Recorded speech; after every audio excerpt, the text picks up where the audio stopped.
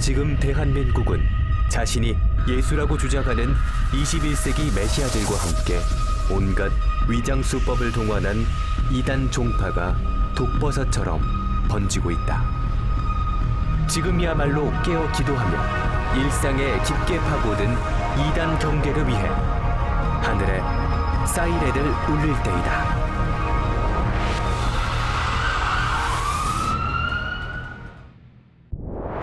안녕하십니까. 이단에 대한 대처 능력과 분별력을 키워낼 굿TV의 선한 사역 프로그램 이단 사이렌의 박지연입니다. 운전 중 터널에 진입하면 귀를 때리는 사이렌 소리에 정신이 번쩍 드는 경험 있으실 텐데요. 이단 사이렌이 바로 그런 방송이 아닌가 싶습니다. 힘차게 경계의 사이렌을 울리기 위해 함께 하실 분들 소개해드리겠습니다. 이단 사이렌의 정신적 지주이시죠. 현대종교회 탁지원 소장님, 오늘도 함께 하십니다. 네, 오늘도 열심히 하겠습니다. 네, 감사합니다. 네. 한교연 바른신앙교육원 초대 원장이시자 신흥종교를 연구하는 아레오바고 사람들의 대표를 맡고 계신 이영호 목사님 나와주셨습니다. 안녕하세요. 네, 안녕하세요. 우리 오지연 씨 반갑습니다. 네, 안녕하세요. 반갑습니다. 오늘도 열심히 하겠습니다. 네. 너무너무 감사해요. 네. 이단 사이렌에서 선정한 6번째 주제 영상으로 먼저 만나보시죠. 지난 6월 헌법재판소에 이른바 양심적 병역 거부자에 대한 대체복무제 도입이 결정되자 여호와의 증인에 대한 궁금증이 증폭되고 있다. 그들의 교리에 따르면 국가정부는 사탄으로부터 권세를 받아 참혹한 전쟁을 조장하기 때문에 국가체제를 부정하며 병역과 투표를 거부한다. 아마겟돈 전쟁으로 세계가 통일되면 자신들에게 소속된 14만 4천 명이 세계를 다스린다는 허황된 꿈에 사로잡혀 학업 중단과 사업 포기, 직장 사직, 가산 탕진 등의 현상을 숱하게 조장함은 물론 피를 먹지 말란 레위기 말씀을 앞세워 수혈을 막고 있어 신도들의 건강권과 행복 추구권까지 위협하고 있는데 1912년 한국에서 포교 활동을 시작해 100년이 넘도록 그릇된 종교적 신념과 잘못된 교리로 하나님의 자녀들을 끈질기게 현혹하는 그들의 실체. 오늘 이단 사이렌에서 낱낱이 공개한다.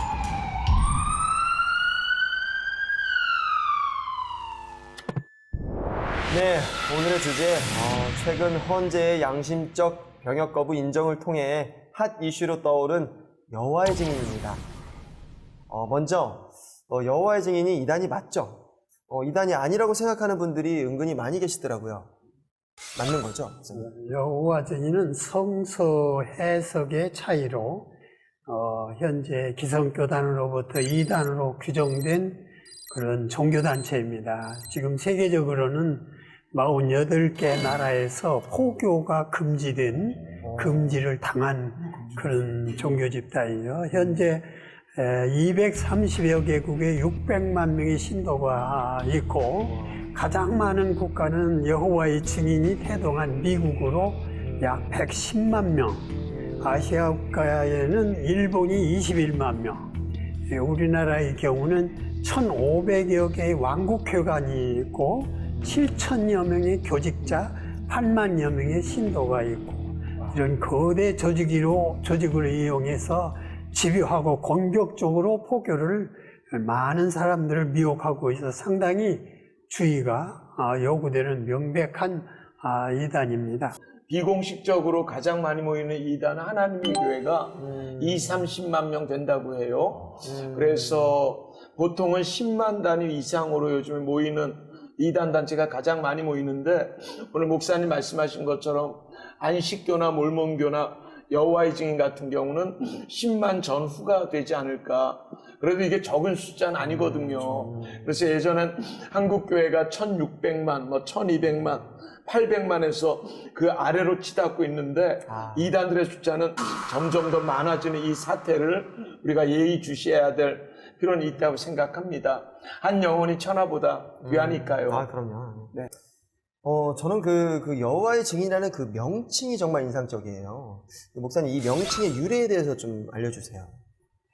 증인이라 하는 말은 여호와 증인이라는 말만 성경에 있는 게 아니고 여러 가지가 있습니다만은 여호와 증인이라는 명칭은 두 번째 교주 조셉 루터포드가 그 이사야서 43장에 너희는 내 증인이라 하는 말에 근거해가지고 만들어져 나온 용어가 여호와의 증인이라 하는 말입니다.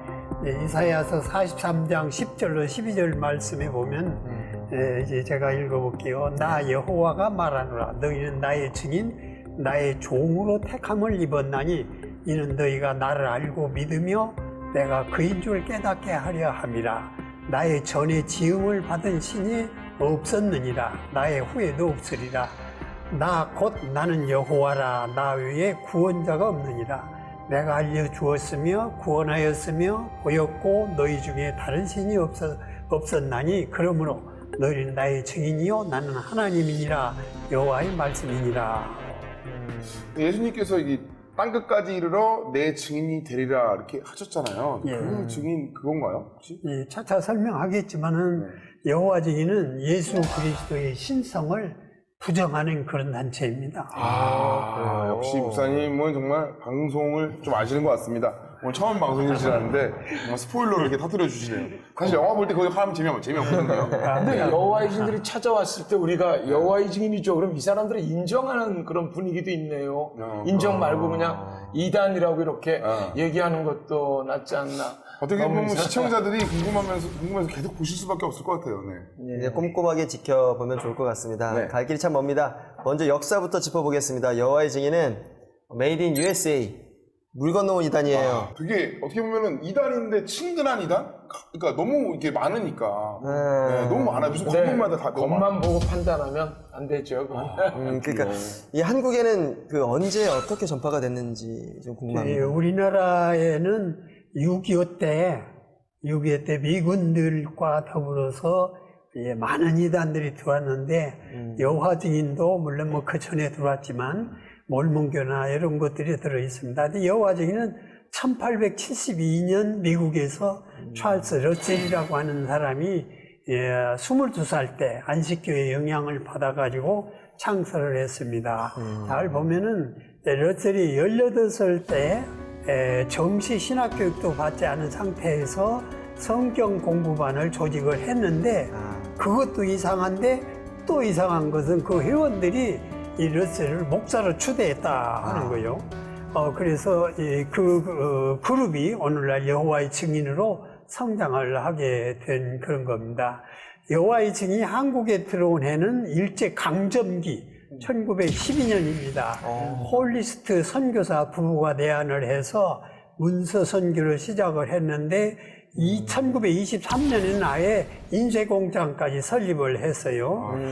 이를 통해서 다양한 포교 책자가 출판되기 시작을 했고 포교 활동이 활발해지면서 교세도 성장하게 된 그런 배경이 있습니다. 특히 한국전쟁 이후에 크게 성장을 했는데 전쟁 중에도 도널드 L. 스텔 부부라고 하는 사람이 난민들과 함께 이북에서 남한으로 넘어오면서 성장을 해가지고 1951년 대전, 군산, 전주, 대구, 부산 등지에 여호와의 증인 회중이 조직이 됐다 이렇게 볼 수가 있는데 그 무렵만 해도 우리나라에는 인쇄물이 많지 않았습니다. 그런데 여호와 증인들이 인쇄 공장을 세워가지고 인쇄물을 통해서 문서 선교를 하게 되니까 한국 사람들이 많이 접촉이 됐다 이렇게 볼 수가 있습니다. 목사님, 그러니까 우리가 지금 외국에서 들어온 이단 중에 100년이 넘은 이단이 안식교하고 여호와의 증인 이 두 개가 가장 오래된 것 같네요. 이 100년이 넘도록 한국의 격동의 근현대사를 함께한 정말 친숙한 이단이라고 볼 수가 있는데 문서 선교라고 하셨는데 이 파수대 맞죠? 파수대 소책자 한번 안 보신 분들이 없을 텐데 익숙해요. 지하철역이 정말 많죠. 이거 요즘 골목골목마다도 가는 곳곳마다 책자가 있어요. 맞아요. 사실 이거 보면 깨어라도 있더라고요. 또 새로 나와서 깨어라 뭐 이렇게 해가지고 예전에 그 집에서 한번 이 띵동띵동 해가지고 뭐 좋은 소식 했어요 하면 거의 90% 이상 이제 이 여호와의 증인인 경우가 굉장히 많았었어요. 네, 맞습니다. 항상 2명 이상씩 항상 이렇게 와가지고 그렇죠. 어떤 식으로 했죠? 네. 2명씩 조를 이루어 가지고 이 가가호 이걸 이제 이 사람들은 호별 방문이라고 합니다. 포교를 하는데 여호와의 증인이라고 해서 무조건 거부를 해버리는 그런 경우가 많아요. 근데 두 사람 중에 한 사람은 좀 숙달된 사람이고 또 한 사람은 보조라고 할까 연습생이라고 이렇게 볼 수가 있는데 둘 다 겁먹고 거부하거나 쫓아내려고 애쓸 필요는 없다. 거의 이렇게. 대부분의 이단들이 2명 이상씩의 짝을 진 게 뭐 하나님의 교회, 몰몬교, 대순진교회, 교회에 대해서 아십니까? 뭐 이런 대부분이 2명 이상인 경우가 포교 수법도 많은 것 그런 같습니다. 거지만 그 교회 성장 수법도 그 2명씩 보내는 데 있다는 거예요. 그러니까 가서 이렇게 문답을 하게 되면 듣게 되면 답변하기 위해서 또 본부에 들어가서 공부를 하고 물어보고 그렇지. 이래가지고 또 하게 되니까 그게 신앙도 키우고 교회를 성장시키는 하나의 원인 중에 하나가 된다. 이런 그러네요. 얘기입니다. 그들의 어떤 논리로는 굉장히 지혜로운 방법이네요, 나름. 네네. 다행히 그렇죠. 제가 네. 요새는 또 가정 방문 전도를 또 거의 못 본 것 같아요. 예전에는 굉장히 많았는데 줄을 뚫고 있는 추세가 아닌가요? 그러니까요. 요즘엔 아무튼 뭐 기통 이렇게 자주 볼 수는 없는 어떤 가정 방문이긴 맞아요. 한데 이 질문을 현장에서 이제 발로 뛰면서 취재하시는 우리 기자님께 한번 여쭤보는 것이 어떨지 싶은데요. 이 현대전기 조민기 기자님 오늘 또 바쁘십니다. 직접 얘기 한번 들어보도록 하겠습니다. 전화 연결됐나요? 네, 여보세요. 조 기자님 안녕하세요. 예, 안녕하세요. 네네, 수고 많으십니다. 여호와의 증인의 가정 방문 전도가 좀 사그라드는 것 같은 뭐 그런 얘기를 들었는데 실제로 그런가요? 예, 그렇습니다. 여호와의 증인은 최근 5년 사이에 국내외 동시다발적으로 가가호 방문 포교 방법이 아니라 지정한 장소와 시간에 홍보지를 나눠주는 거리 포교열을 올리고 있습니다.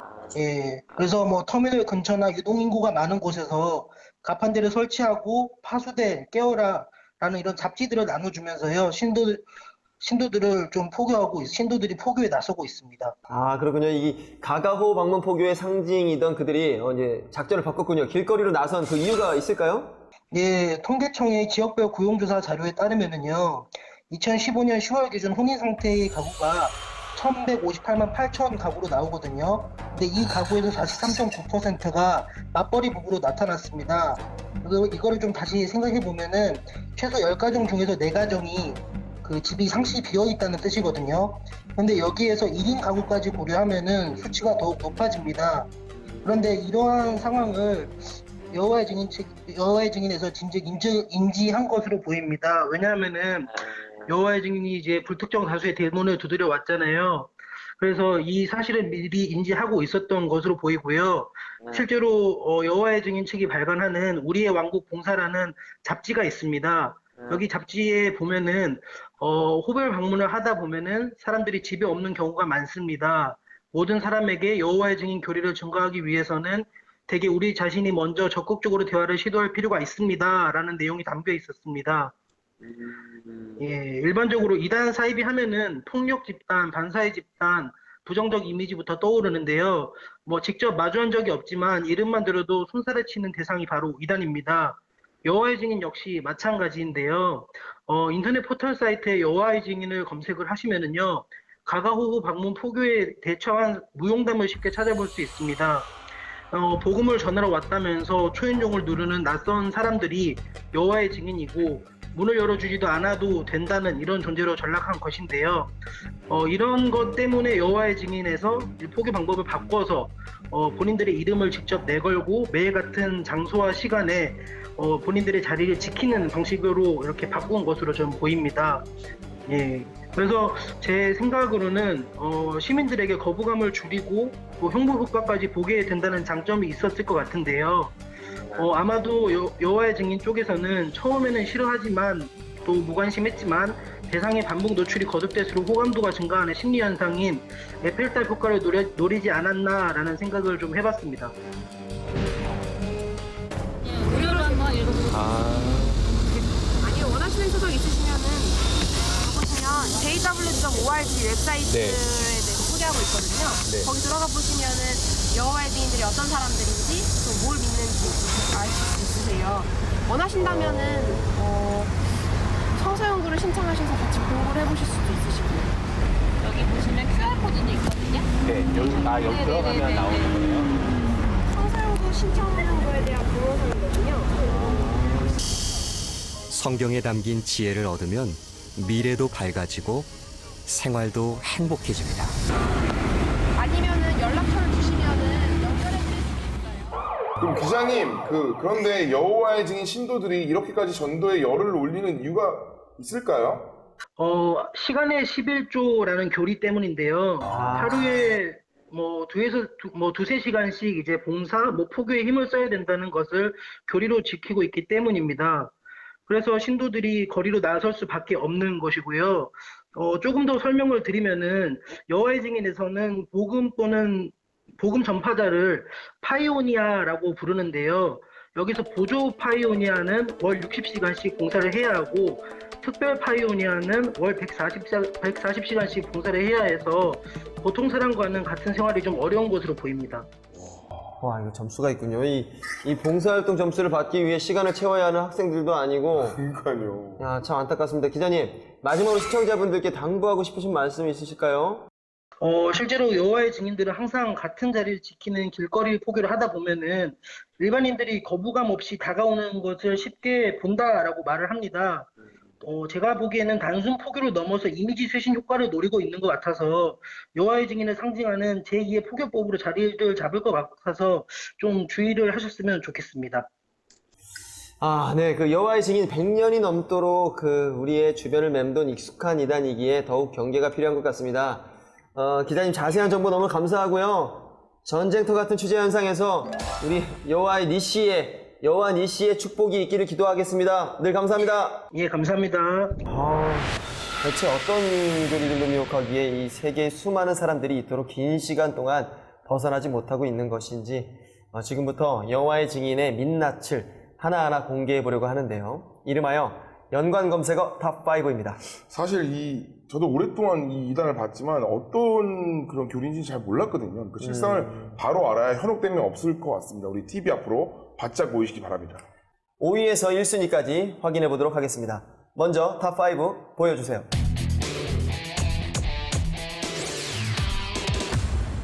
사탄 세상. 사탄 세상. 이 세상이 사탄의 세상이라는 말인가요? 이 사람들은 정부나 국가가 사탄 조직의 일부라고 하는 교리를 가지고 있어요. 그래서 반사회적, 반국가적 교리를 갖고 있다. 이렇게 보면 되겠습니다. 그래서 48가국에서 포교 금지당한 것도 바로 저런 교리 때문에 그런 건데, 여호와의 증인이 병역을 거부하는 이유가 바로 이 때문이기도 합니다. 정부는 사탄으로부터 권세를 받아 사탄 세상의 일부이고 군사력을 동원해서 참혹한 전쟁을 조성하기 때문에 전쟁 연습에 참여할 수 없다, 이렇게 주장을 합니다. 그래서 병역을 거부하고 국가를 부르지 않고 국기에 대한 격려를 하지 않고 국가 행사의 중립을 주장하는 그런 이유가 저기에 있습니다. 투표는 물론 정치 활동도 일체 참여하지 않습니다. 그래서 이런 때문에 2차 세계대전 중에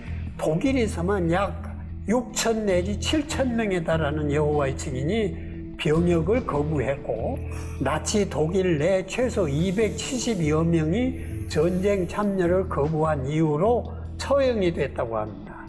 한국에는 1953년 이래로 1만 8천 명이 넘는 여호와의 증인이 군 공무를 거부한다는 이유로 징역형을 선고받았는데, 2004년부터 2013년도까지 병역 거부자 6,164명 중 6,118명, 그러니까 거의 90%가 넘는 여호와의 증인이 신도들로 무려 99.2%에 해당하는 이런 사람들이라고 볼 수가 있는 통계가 있습니다.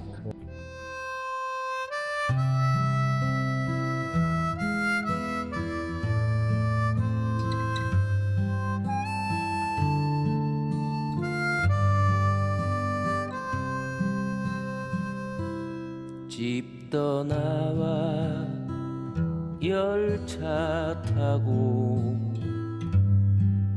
훈련소로 가는 날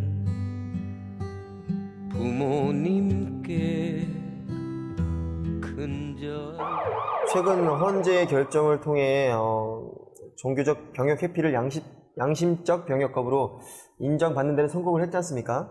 소장님, 이것이 교세를 확장하는데 도화선이 되지 않을까 걱정이 되는데요. 이번 여호와의 증인 편은 오랜만에 질문을 주셔서 제가 첫 답변을 하네요. 네. 되게 중요한 질문인 것 같아요. 예. 도화선이 될 수 있다고는 생각합니다. 하지만 이건 과정 중에 하나이라고 생각하고요.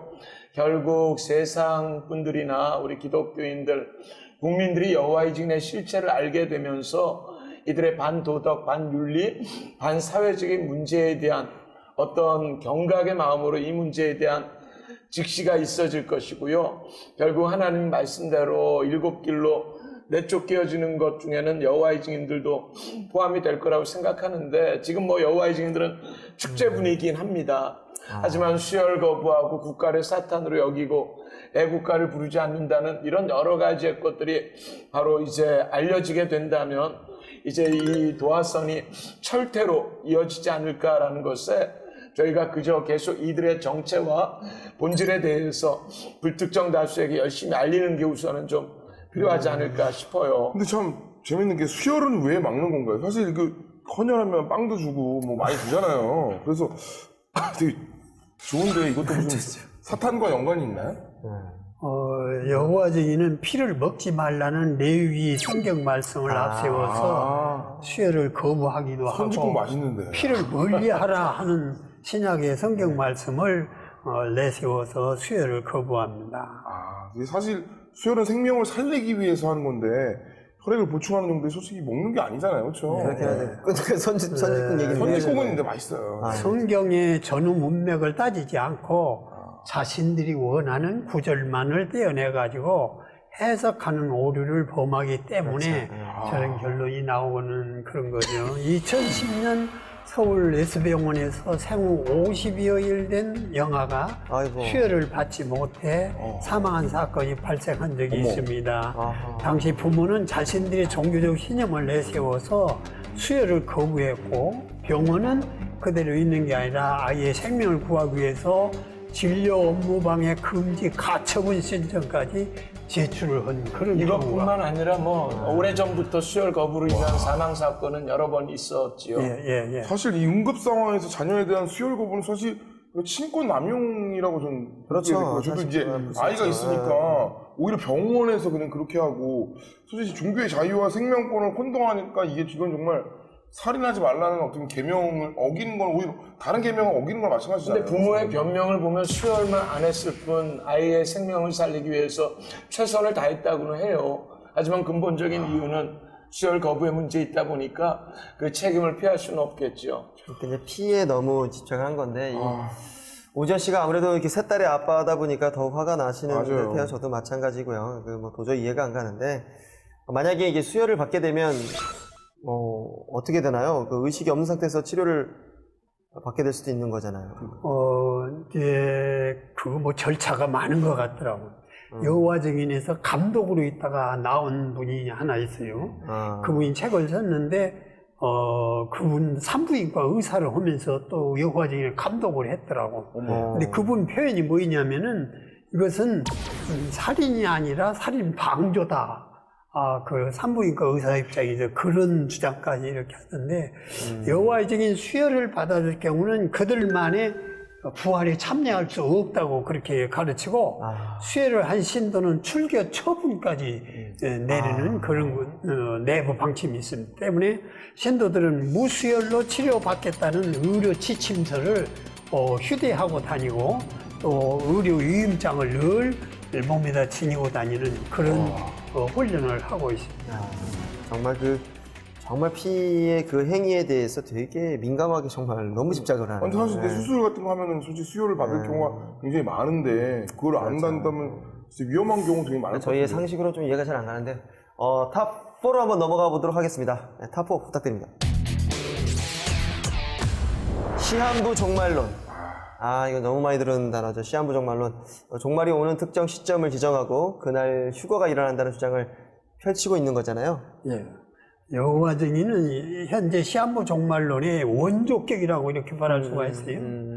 창시자 러셀은 1874년 예수님이 재림한다 하는 그런 주장을 했지만 불발이 끝났거든요. 그 다음 다시 1914년 아마겟돈 전쟁이 일어나서 세상이 끝날 것이라고 주장했지만 또 불발이 됐어요. 이때 타격이 얼마나 컸던지 재림 예언이 빗나가고 추종자 절반이 떠나가 버렸어요.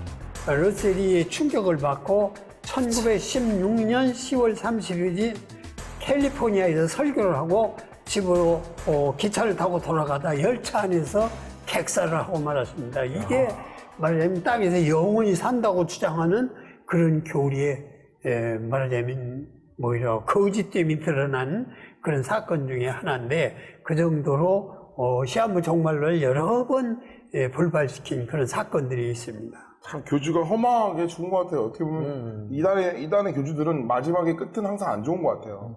그날과 그때는 솔직히 아무도 모른다고 얘기했고 오직 아버지만 아신다고 했고 누구를 막론하고 재림의 때는 진짜 아무도 모르는 것이 정답이죠, 사실. 그렇죠. 네. 오지연 씨가 이렇게 성경을 주의 깊게 보고 대조를 해서 본다면 아마 넘어갈 사람이 없을 것이고 맞아요. 벌써 저 교주가 저렇게 해서 죽었다 하는 것만 봐도 절반 이상이 떠나갔지만 다 떠나가도 떠나갈 그런 커다란 거짓말 사건, 거짓말 교리가 탄로난 것이라고 볼 수가 있죠. 그런데 이상한 것은 그래도 믿는 사람들이 늘어나는 건 이건 참 이해가 안 가는 그런 면이 있어요. 그리고 우리 지난해에도 우리가 공부했지만 유사한 시한부 종말론들 많잖아요. 네. 그러니까 신천지처럼 조건부적 종말론, 구원파처럼 시한부적 종말론, 이런 여러 가지 유사 상황을 우리가 잘 알고 오로지 그날과 그때는 하나님만 아신다는 말씀을 기억하면서 하루하루 우리가 최선을 다해서 살아가는 마지막 때 우리의 삶이 돼야 될 것 같습니다. 종말이 온다는 위기감에 따라서 신도들은 학업 중단, 사업 포기, 직장 사직, 가산 탕진 이런 걸 마다앉아. 한국의 경우는 69년 8,911명에 불과하던 신도가 6년 만에 29,759명을 300%를 증가했다. 그러니까 앞에 말씀하신 75년 10월 초 종말에 현혹이 된 그런 거겠네요. 그러니까 종말론을 계속 이렇게 4번 주장한 그런 집단이 있어요. 그런데 보면 숫자가 절대로 줄어들지는 않습니다. 오히려 다니던 사람들이 더 열심을 내요. 뭐냐면 적금을 해가지고 헌금을 한다든지 뭐 이런 정도 열심히 생기고 그래서 오히려 재정이 늘어나고 숫자가 늘어나고 그런 재미를 본다 하는 그런 그 뭐 결과라고 할까 그런 것들이 있어요. 다음 종말은 언제예요? 뭐 내일 모레 수도 있고. 뭐 그거야 근데 내가 계시를 안 받아서 잘 모르겠네. 자, 그럼 계속해서 탑3 한번 확인해 보도록 하겠습니다. 예수의 영적 재림. 예수님의 영적 재림이요. 이건 또 뭔가 영적으로만 재림을 하는 뭐 맞는 얘기 같기도 하고 뭐 진짜 헷갈리네요. 영적으로만 재림하시는 건 아닌 맞는 거죠. 얘기가 아니고 1914년에 아무런 일이 일어나질 않았어요. 종말이 오늘 세상이 끝이 온다 그랬는데 예수님이 눈에 보이지 않게 영으로 임했다. 육체로 임한다고 성경은 그렇게 예언을 하고 우리는 그렇게 믿는데 나와있죠. 그 예수님 나타나지 않으니까 영으로 임했다. 이렇게 말하자면 변명을 한 데서 나온 말이 영으로 임했다 하는 그런 말이고 그렇게 오신 예수님이 왕국을 다스린다. 그래서 여호와 증인의 회관을 왕국회관이라고 그래서 왜 예전에는 학교 다니는 애들도 거기 가서 도피를 해가지고 학교를 안 가고 그래서 문제가 됐던 그런 경우도 과거에 있었습니다. 사실 이 1914년에 예수님이 재림하셨다고 하는 것 자체가 참. 그 사람들은 이제 그 사람들의 계산법에 의해서 그렇게 믿어요. 이미 예수님이 영으로 재림했다. 그리고 이제 세상을 하나님의 왕국을 그 영으로 재림하지 예수님이 통치한다. 그래서 왕국회관이라고 하는 교회가 왕국회관이다 이렇게 부르기도 하고 이제 아마겟돈 전쟁이라고 하는 그것을 최후의 심판 전쟁이라고 해서 그것을 통해 가지고 천년왕국이 설립돼서 14만 4천 명이 왕노릇 한다는 허황된 생각에 빠져 있는데요. 여호와의 증인들의 종말로는 이제 얼마 남지 않은 시간에 최후의 전쟁, 이 아마겟돈 전쟁을 통해서 세상 나라는 무너지고 낙원에서 살 것이라고 이렇게 가르치게 됩니다. 그러나 이제 롯들이 그렇게 죽었지만서도 지금 믿는 사람들 이제 그렇게 믿는 거죠. 여호와의 증인 중 14만 4천 명은 하늘에서 예수님과 함께 낙원을 다스릴 것이고 하늘에 있지 못한 땅에 있는 여호와 증인들은 지상 낙원에서 영생할 것이라고 이렇게 주장을 해서 두 가지로 주장을 하는 그런 면이 있습니다. 그러니까 이단들 보면 14만 4천이라는 숫자에 너무 집착하는 것 같아요. 맞아요. 14만 4천에서 이거 무조건 한다 그러면 뭐 14만 4천 안에 들어가야 된다 뭐 이러니까 뭔가 열심히 해야 될 것 같고. 예, 저 숫자를 실제 숫자로 믿는 집단은 이단이고 상징수로 믿는 데는 정통인데 14만 4천 모든 성도, 이건 성경을 아무리 읽어봐도 이제 개역 성경을 읽어서 잘 모르면 공동 번역 성경을 한번 찾아보면 더 쉽게 이해할 수가 있는데 아무리 읽어봐도 14만 4천이 실수로 표현된 그런 숫자는 아닙니다.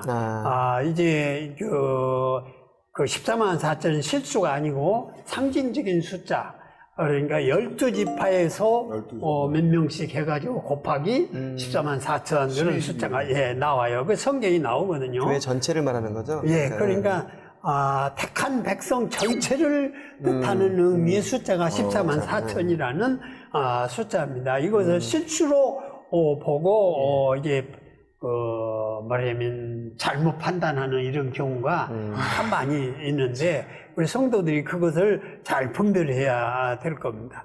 여호와의 증인들은 이 14만 4천을 통치 계급으로 보지만 성경은 이제 왕 같은 제사장이 될 것이요 하는 성경 말씀에도 있지만 예수와 더불어서 왕노릇 할 것임을 분명히 밝히고 있습니다. 여호와의 증인들은 이 성경을 아전인수격으로 이렇게 해석을 하고 실수로 봐서 가르치기 때문인데 최근에 신천지라고 하는 데서 이 14만 4천에 대한 숫자가 자꾸 변한 데 대해서 교육장으로 있던 사람이 탈퇴를 해버린 그런 경우가 있습니다. 처음에는 실수라고 했다가 그 다음에는 제사장이라고 그러고 이렇게 자꾸 바뀐 그런 것도. 하나님의 교회도 14만 4천이었는데 그 숫자가 넘어서니까 1억 8천만 명. 그래서 왜 그런가 그랬더니 바다의 3%의 소금이 정화하고 짜게 하는 것처럼 인구를 60억이라고 쳤을 때 그 3%가 그게 14만 4천이 3%라는 거죠? 이제 1억 8천이 됐다는 거죠. 그러니까 참 성경의 1.1획도 더하거나 빼지 말아야 되는데 참 안타까운 해석법들입니다. 그런데 머리 쓸 거 있으면 또 딴 데다 머리 쓰지 왜 그런데 머리 쓰실까요? 아니 하신 김에 우리 소장님께서 예수님의 영적 재림이 영털이라는 거를 성경을 근거로 팩트 체크를 한번 해주세요. 제가 성경을 좀 갖고 왔습니다. 이게 우리가 보는 성경 말씀이고 이게 여호와의 증인의 이제 신세계 성경 번역서입니다. 근데 여호와의 증인도 신구약을 믿긴 해요. 하지만 이제 해석법에 있어서 자기들에게 유리한 말씀으로 해석하는 것들이 좀 다른 부분들이 있겠죠. 근데 이제 말씀을 통해서 보면 누가복음 24장 36절에 43절 보면 부활하신 예수님이 제자들에게 나타나셔서 자신을 영으로 생각하여 두려워하는 제자들에게 어찌하여 두려워하며 어찌하여 마음에 의심이 일어났느냐. 내 손과 발을 보고 나인 줄 알라. 또 나를 만져보라. 영은 살과 뼈가 없으되 너희 보는 바와 같이 나는 있느니라 라고 말씀하신 후에 구운 생선 한 토막을 잡수셨습니다. 즉 예수님은 뼈와 살이 있는 몸, 즉 신체적으로 부활하신 것이지 고린도전서 15장 보면 부활에 대해서 썩지 않는 몸, 영광스러운 몸, 강한 몸으로 다시 산다고 하셨으며 신령한 몸이라고 말합니다. 즉 부활은 영적 부활이 아니라 신체적인 부활이 맞겠지요. 명쾌하네요. 네네네. 아니 여호와의 증인들이랑 성경 얘기하다 보면 저희도 빠져들어가거든요. 오늘 딱 이렇게 보니까 알 수 있겠네요. 예. 그렇죠. 계속해서 우리 탑2는 또 뭐가 있을지 보여주십시오. 삼위일체 부정. 요거는 조금 세네요. 네. 삼위일체를 부정한다.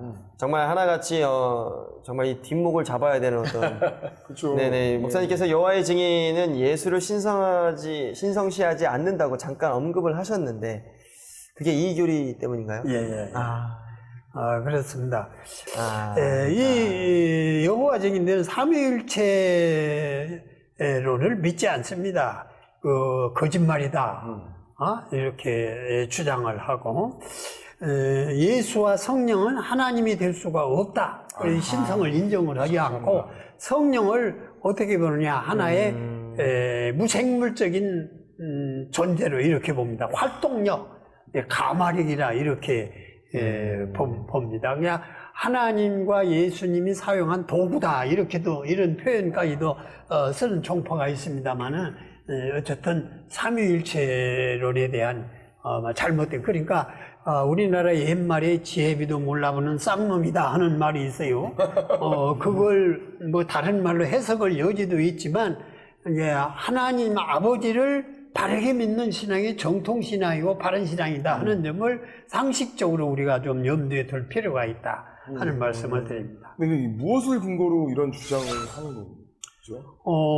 그러니까 뭐 성경을 이단들은요 성경을 찍어주는 데만 읽어요. 골라서만 읽어요. 근데 성경을 전체적으로 자기 스스로 읽는다면 다 깨달을 텐데 안 그러니까 그러는 거예요. 그러니까 삼위일체란 용어가 성경에 없다. 비성경적이다. 그러니까 그대로 믿을 뿐 성경을 보지 않는 데서 저런 현상이. 아니 왜 어디서 있잖아요. 우리가 하나이듯이 너희도 하나가 되라 했을 때 그때 그 삼위일체. 그러니 이 이단들은요 그 시간이 11조도 뺏어가지만은 절대로 다른 틈을 안 줍니다. 글을 성경을 읽어 여유를 안 주는데도 이유가 있어요. 그래서 예수님을 그 하나님의 피조물 중에 제일 먼저 창조하신 피조물이다 이렇게 그 여호와 증인들은 그렇게 믿을 뿐 아니라 심지어는 뭐라고 하냐면 미가엘 천사장이다 이렇게 주장하는 그런 면도 있습니다. 이제 그 성서는 미가엘이 지상생애 전과 후에 예수 그리스도를 가리키는 다른 이름임을 알려준다. 성서는 미가엘과 그의 천사들이 용과 그 천사들과 싸웠다고 알려준다. 따라서 미가엘은 충실한 천사 군대를 이끄는 지휘자이다. 그런데 계시록에는 예수도 충실한 천사 군대를 이끄는 지휘자로 묘사를 하고 있다.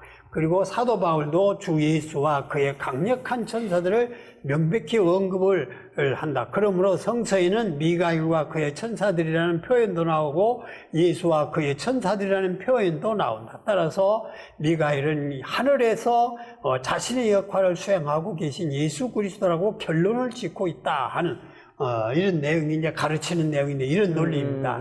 또한 성령의 인격성을 부인하는 이유로는 침례자 요한은 예수께서 자기가 물로 침례를 베푼 것처럼 성령으로 침례를 베푸실 것이라고 말했는데 물이 한 인격체가 아닌 것처럼 성령도 한 인격체가 아니라 하는 이런 식으로 주장을 하게 됩니다. 이번에도 그 팩트를 좀 정확히 우리 선생님께서 체크를 좀 해주셔야 될 것 같아요. 예, 여호와의 증인편은 조금 이게 너무 어려워요. 힘든 것 같아요. 그래서 제가 이 방송을 위해서 PPT로 한번 준비를 해봐요. 혹시 카메라 감독님 이게 보여지는지 모르겠습니다. 하나님에 대해서는요, 여호와의 증인은 여호와 하나님 단 한 분만 영원으로부터 존재한다고. 하지만 우리는 성부, 성자, 성령인 삼위일체신 세 인격체이고 영원하고 개인적이며 영적인 존재이다라는 게 마가복음에 고린도후서에 다 나와 있거든요. 영혼도 여호와의 증인은 인간의 영혼은 불멸하지 않는다. 하지만 우리는 인간의 영혼은 불멸하다. 그쵸. 예수 그리스도에 대해서는요, 여호와의 증인은 예수는 하나님이 아니다. 하지만 우리 예수 그리스도는 삼위일체 중 하나이신 성자 하나님 자신이다. 많은 말씀이 또 보여주고 있고요. 부활에 있어서도 예수는 십자가에 못 박혀 죽은 후 육체에 썩고 영만 부활했을 뿐이다. 하지만 우리는 영과 육체가 아울러 부활했다. 이걸 제가 쭉 한번 정리를 해봤는데 깔끔하네요. 이걸 뭐 다 말씀드릴 수는 없겠지만 분명히 말씀으로 우리가 반격할 수 있고 하나님의 말씀으로 능히 이겨내고도 남음이 있을 수 있는 말씀을 늘 열심히 우리가 상고하는 게 이단을 또 대처하는 길이 아닐까 생각이 듭니다. 근데 진짜 이는 정말 맞는지 모르겠는데 그럼 설마 혹시 십자가도 부정하나요? 이제 요게 이제 여호와 증인에서 감독으로 있다가 나온 분이 쓴 책입니다. 여호와 증인은 하나님도 이렇게 이런 하나님을 믿는다라고 사진을 쓴다는. 그런데 내가 이걸 보고 여호와 증인들의 자료를 뒤져봤어요. 뒤져봤더니 이게 땅에서 영원히 사는 길이라 하는 여호와 증인의 책자인데 여기에 보면 이 사진을 보면은 그 책자에 나온 사진 똑같네요. 그대로 나왔죠. 거기만 나온 게 아니라 여기도 그런 사진이 나와요. 지상낙원에서 예. 영원히 살 수 있다. 말하자면 제일 이 삼위일체론에서 그 잘못된 해석이 제일 많이 나오는 그런 게 있어요. 여호와 증인도 이제 그 중에 하나라고 볼 수 있는데 십자가도 우상으로 간주를 합니다. 이 십자가도 우리는 이렇게 해가지고 예수님이 양손에 못 박힌 것으로 그렇게 믿고 가르쳐 주고 있고 그렇게 있는데 여호와 증인의 사진을 보면요 아까 거기에도 그게 나오더라고. 그 예수님이 이렇게 해가지고 그 말뚝에 손 박힌 그런 사진으로 십자가를 묘사하는 그런 것을 이게 아니라? 예, 이게 아니에요. 이게 아니고 이 말뚝에다 두 손을 박은 그런 사진으로 이 바수대 같은데 그런 게 나온 것을 볼 수가 있어요. 여러 번 찾아봤는데 여호와 증인에서 출판한 이제 성경을 보면 예수의 십자가가 아니라 그냥 기둥에 일자로 못 박혀서 죽었다. 예, 3, 4세기에 나온 십자가 무덤이나 유물들을 뭐라고 반박할 거냐 하고 묻는다면 이건 이교의 영향을 받아서 기독교가 그렇게 숭배를 하게 됐다. 이렇게 가르치고 주장을 합니다. 제가 사실 요즘에 다이어트를 좀 하고 있거든요. 근데 이렇게 속이 이렇게 얹힌 것처럼 답답할 수가 있을까요? 다이어트 잘 될 것 같아요. 이거 하다 보면은 많이 안 먹을 것 같아요. 네. 수찬 씨. 네. 끝이 얼마 안 남았습니다. 네. 네, 소화되셔야죠. 네네. 마지막 검색 한번 확인해 보겠습니다. 여호와의 증인 연관 검색어 탑 1 공개해 주세요. 지옥 부재. 와, 진짜. 자, 지옥이 없다고요? 이거는 또 어떻게 논리를 펼칠지 궁금하네요. 좋아할 것 같은데 성도들이 지옥 없다 그러면? 지옥, 또 뭐 사후의 세계, 부활, 뭐 이런 것들을 도통 믿지 않는 이런 것들이 있는 걸 볼 수가 있고 성경을 세세하게 보면 알 수가 있는데 해석을 제대로 못하는 이런 것들이 있습니다. 영이라고 하는 것은 사람의 전기처럼 감정도 생명도 없는 일종의 비인격적인 힘이라 열, 힘, 뭐 전력 그런 것으로 이렇게 취급을 해서 생명력이 인간의 몸을 유지시켜 주는 일을 멈추면 사람의 영혼은 죽게 된다. 죽음으로 그것은 끝이다. 그래서 지옥도 부정을 하고 영혼도 부정하는 이런 결과를 가지고 오고 있습니다. 사실 이 성경 보면은 여러 곳에서 이제 지옥에 대해서 다 말하고 있잖아요. 네. 그런데도 어떻게 지옥을 부정할 수가 있죠?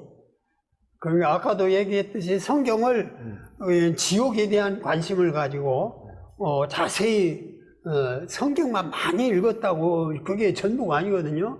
한번 읽을 때 무엇에 대한 관심을 가지고 쫙 읽어본다면 나을 텐데 말하자면 지옥에 대한 문제가 자기 머리에 문제점으로 남다면 지옥에 관한 단어를 중심으로 관심을 가지고 성경을 읽으면서 발췌를 해낸다 해도 쉽게 알 수가 있어요. 근데 이제 성경에는 수올, 하데스, 게헨나 이런 말이 나와 있는데 이런 말을 지옥, 무덤, 구덩이 등으로 해석을 하지만 그들의 책자는 우리는 지상낙원에서 영원히 살 수 있다.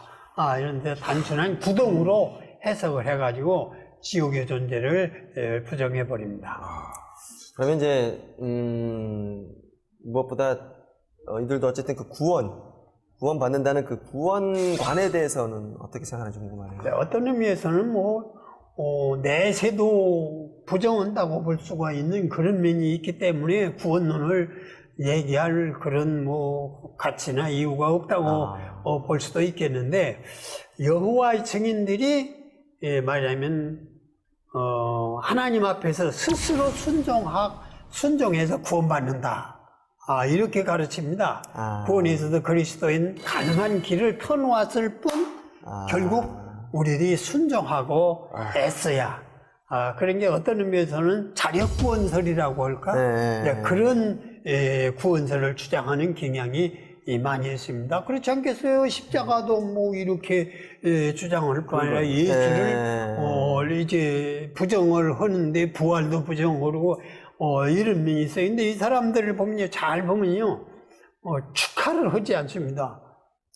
성만찬을 떼는데 예수의 부활을 축하하기 위해서 성만찬을 떼는 게 아니라 죽음만 기념하기 위한 성만찬을 한다고 할까. 부활도 축하를 안 하고 무슨 어른의 생일도 축하를 안 하고 그다음 국경일도 축하를 안 하고 부모한테 절도 안 하고 축하도 안 하고 축하한다는 말하고 이 사람들은 담산 그런 것 같아요.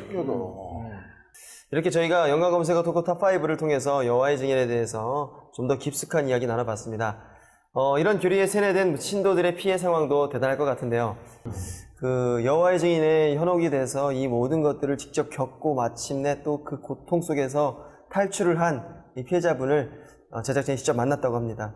함께 보시죠. 한 15년 전후라고 얘기하게 되겠죠. 근데 3개월, 6개월간은 절대 누구한테 얘기하면 안 돼요. 내가 공부하고 있는 거를, 하나님을 알려고 하는 이거를 말하면 안 돼요. 그러고서 이제 가르치는데 너무 좋은 거예요. 왜냐? 정말 20대 꿈이 많은데 젊은 시절 당신 지금 조금만 열심히 믿고 그러면은 앞으로 그대로 행복을 누릴 수 있는 길이 있다 하면은 혹할 수밖에 없잖아요.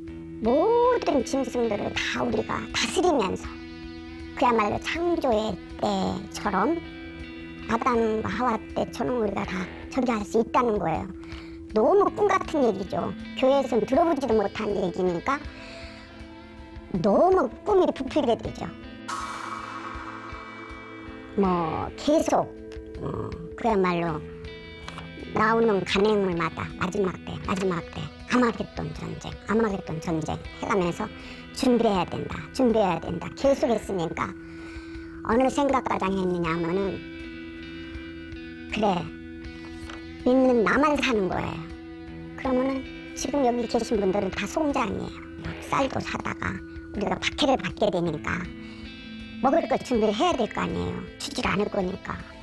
그래서 막 쌀도 미리 사다가 쟁여놓고 그러다가 나중에 막 벌레들은 생기긴 했는데 미숫가루를 만들어야 되니까 이제 전쟁 때나 가침과 핍박을 당할 때는 우리가 은신처로 가서 먹어야 되니까 제가 우리 아버지한테 그랬어요. 그때 우리 아버지가 과수원을 막 심는데 땅에 심판이 오는데 이걸 심어서 뭐 하느냐, 따먹을 수도 없다고.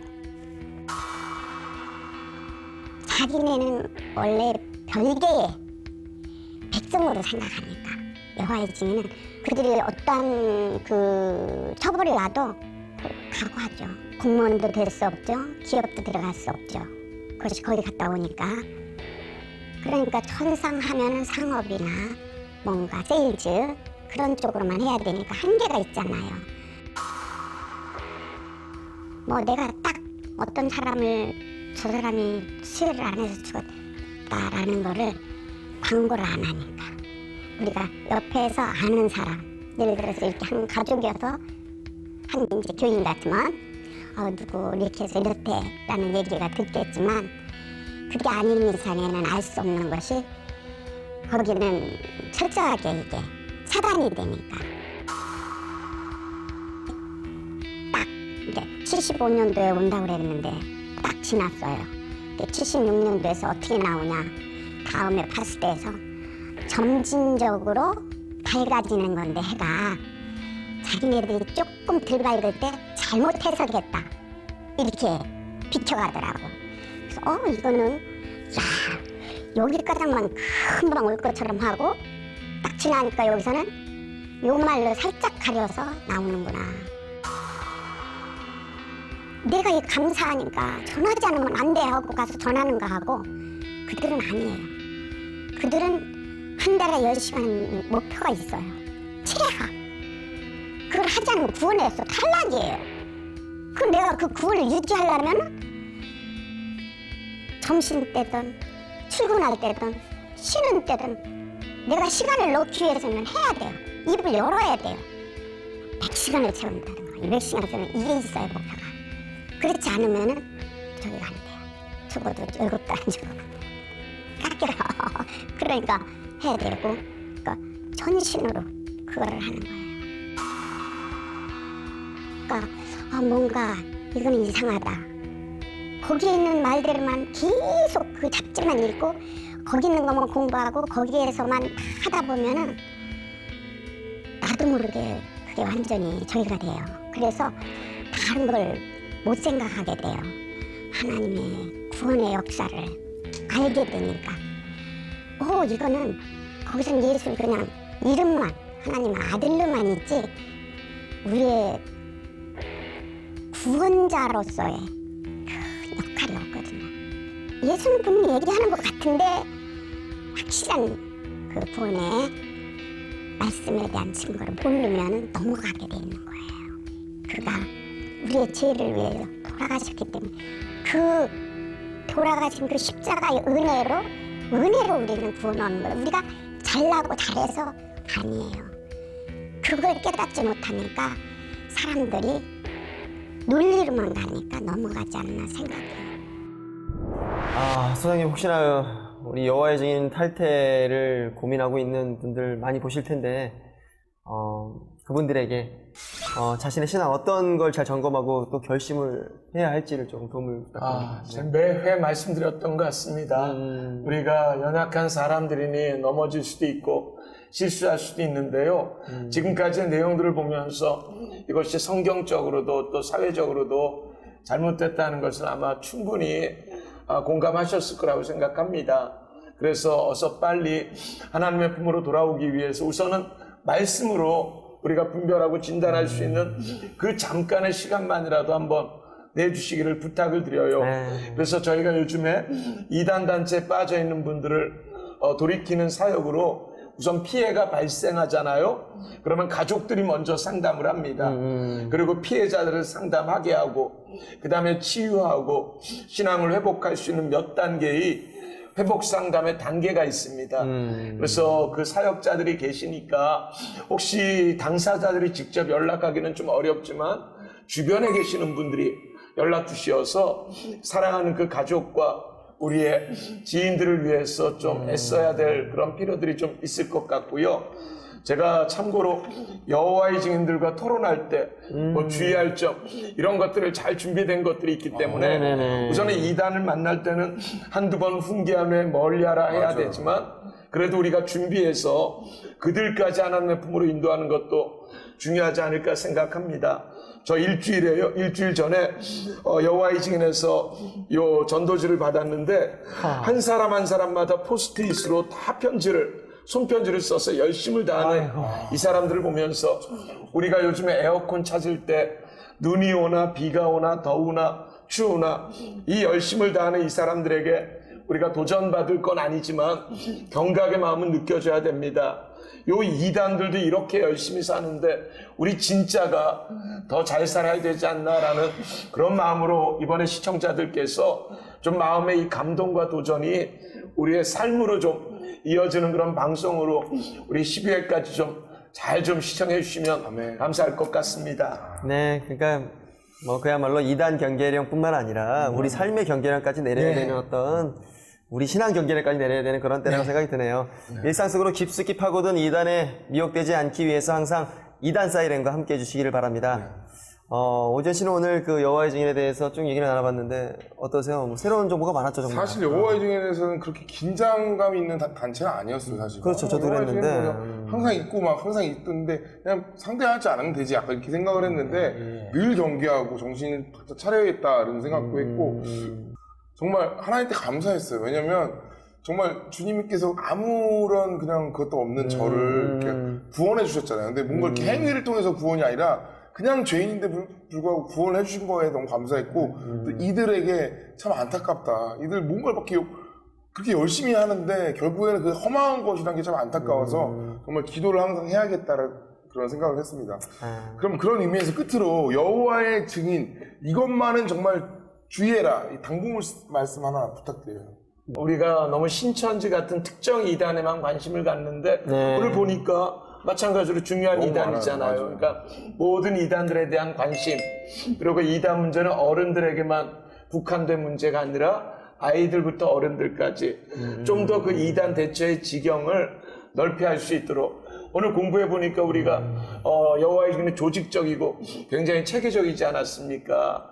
그래서 앞으로 여러 이단들의 관심을 갖는 어떤 동기부여가 방송을 통해서 좀 잘 마련되어졌으면 하는 게 또다시의 바람입니다. 사실 교회 전단지보다 요즘 이단 전단지가 더 많은 것 같기도 해요. 그렇습니다. 오늘은 야고보서 5장 19절 20절 말씀으로 인사드리겠습니다. 내 형제들아 너희 중에 미혹하여 진리를 떠난 자를 누가 돌아서게 하면 너희가 알 것은 죄인들을 미혹된 길에서 돌아서게 하는 자가 그 영혼을 사망에서 구원할 것이며 허다한 죄를 덮을 것입니다. 저희는 진리를 떠난 한 영혼을 위해 사인회를 멈추지 않겠습니다. 감사합니다. 네, 고맙습니다. 수고하셨습니다. 네. 아유, 수고하셨습니다. 아이고, 수고하셨습니다. 수고하셨습니다.